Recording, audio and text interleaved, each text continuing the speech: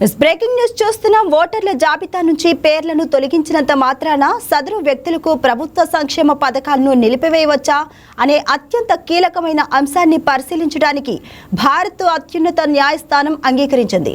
పశ్చిమ బెంగాల్లో సాగుతున్న ఎస్ఐఆర్ ప్రక్రియలో భాగంగా ఓటర్ల జాబితాల నుంచి తొలగించబడిన వారికి రేషన్, ఇతర సామాజిక భద్రతా పథకాలను నిరాకరించకూడదని కోరుతూ దాఖలైన పిటిషన్పై కోర్టు స్పందించింది. ఈ మేరకు ధర్మాసనం కేంద్ర ఎన్నికల సంఘంతో పాటు పశ్చిమ బెంగాల్ ప్రభుత్వానికి నోటీసులు జారీ చేసింది. అనంతరం ఈ కేసును జూలై 25కు వాయిదా వేసింది.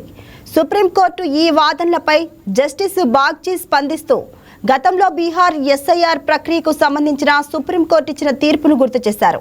ఓటు హక్కుకు సంబంధించిన నిర్ణయం తీసుకునే క్రమంలో ఒక వ్యక్తి భారత పౌరుడా కాదా అని నిర్ణయించే అధికారం ఎన్నికల సంఘానికి లేదని, ఆ విషయాన్ని ఈసీ కేవలం హోం వ్యవహారాల మంత్రిత్వ శాఖకు మాత్రమే రిఫర్స్ చేయాల్సి ఉంటుందని స్పష్టం చేసింది. అయితే చట్ట ప్రకారం ఓటర్ల జాబితాపై పూర్తి పర్యవేక్షణ, నియంత్రణ అధికారాలు మాత్రమే ఎన్నికల సంఘానికి ఉంటాయని కోర్టు పునరుద్ఘాటించింది.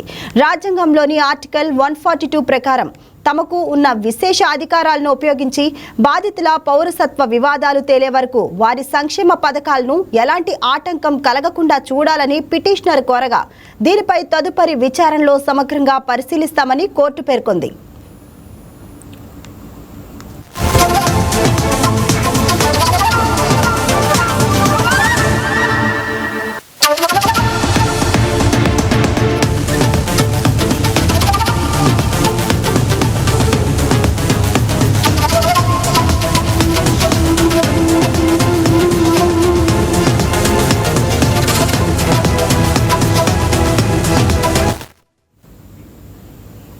ప్రముఖ సామాజిక కార్యకర్త ప్రసెంజిత్ బోస్ దాఖలు చేసిన ఈ పిటిషన్లో పలు కీలక అంశాలను లేవనెత్తారు.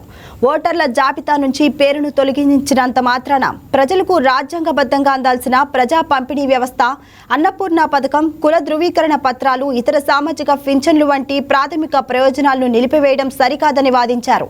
పౌరసత్వం, ఓటు హక్కుకు సంబంధించిన వివాదాలు తుది కొలిక్కి వచ్చే వరకు పేద ప్రజలను సంక్షేమ పథకాల నుంచి దూరం చేయకూడదు అనే రక్షణ కల్పించారని కోరారు. పిటిషనర్ తరపున సుప్రీంకోర్టులో సీనియర్ న్యాయవాది గోపాల్ శంకర్ నారాయణన్ బలమైన వాదనలు వినిపించారు.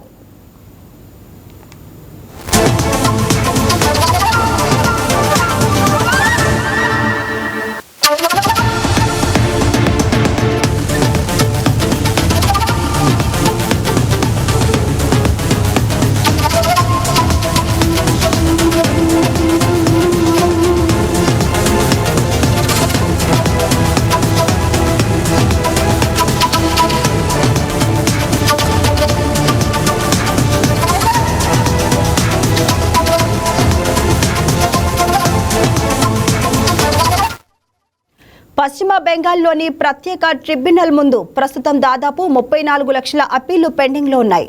కానీ కేవలం 38,000 అప్పీళ్లను మాత్రమే ఇప్పటి వరకు పరిష్కరించారు. దీనికి తోడు రాష్ట్రంలో ఈ అప్పీళ్లను డీల్ చేయడానికి కేవలం 19 ట్రిబ్యునల్ మాత్రమే ఉన్నాయి. అందులోనూ 2 జడ్జీలు ఇప్పటికే రాజీనామా చేశారు. పరిస్థితి ఇంత దారుణంగా ఉన్నప్పుడు అప్పీళ్లపై తుది నిర్ణయం రాకముందే లబ్ధిదారులకు పథకాలు నిలిపివేయడం వల్ల వారు తీవ్ర ఇబ్బందులు పడుతున్నారని కోర్టు దృష్టికి తీసుకెళ్లారు.